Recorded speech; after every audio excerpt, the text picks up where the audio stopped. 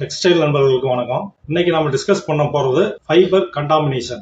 Textile ஃபைபர்னுடைய contamination, அதாவது impurities பத்தி பார்க்கணும். எதுக்காக இம்பியூரிட்டிஸ் பத்தி நம்ம தெரிஞ்சுக்கணும் அப்படின்னா, இம்பியூரிட்டிஸ் பத்தி தெரிஞ்சாதான் அதை ப்ராப்பரா ரிமூவ் பண்ணி நம்ம டையிங் பண்ணி ஃபினிஷ் பண்ணி குவாலிட்டியான ஃபேப்ரிக் தர முடியும். இது one of the major reason.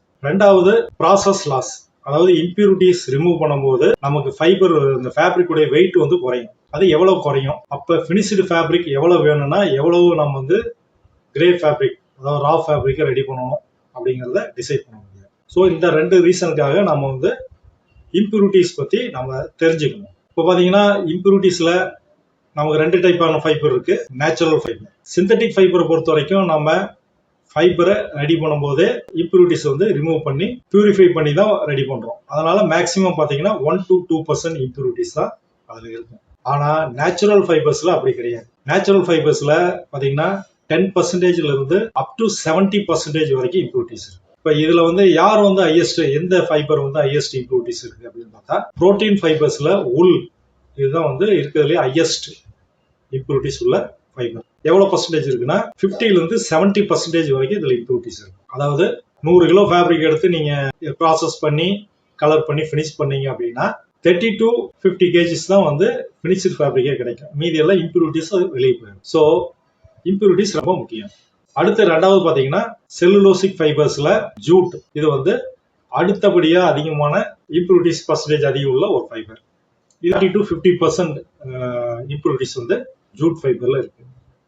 இது போக மீதி உள்ள நேச்சுரல் ஃபைபர்ஸ் எல்லாம் பாத்தீங்கன்னா 10 to 20% வந்து இம்பியூரிட்டிஸ் இருக்கும். இருக்கிறதுலே லீஸ்டா கம்மியான இம்பியூரிட்டிஸ் உள்ள ஃபைபர் எது அப்படின்னா சீட் ஃபைபர், அதாவது காட்டன். இது செல்லுலோசிக் ஃபைபர்ல காட்டன் தான் இருக்கிறதுலே கம்மியான இம்பியூரிட்டிஸ் உள்ள ஃபைபர். இது எவ்வளவு இருக்கும் அப்படின்னு கேட்டீங்கன்னா 5 to 10%. இது காட்டன்ல இருக்கக்கூடிய இம்பியூரிட்டிஸ் 5 to 10%.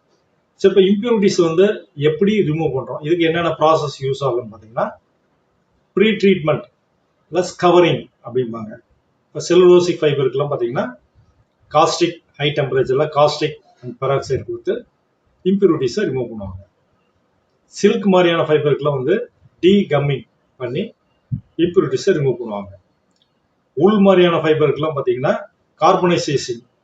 கார்பனைசிங் பண்ணி அதில் இருக்கக்கூடிய வெஜிடபிள் ஆயில்ஸ் இந்த மாதிரியான இம்பியூரிட்டிஸ்லாம் ரிமூவ் பண்ணுவாங்க.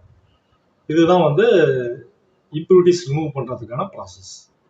இப்போ ஃபைபர்னுடைய இம்பியூரிட்டிஸ் எதுக்காக பார்க்கணும், அதனுடைய இம்பார்ட்டன்ஸ் என்ன, அது என்னென்னலாம் பண்ண போகிறோம் அப்படிங்கிறத தெளிவாக பார்க்கணும்.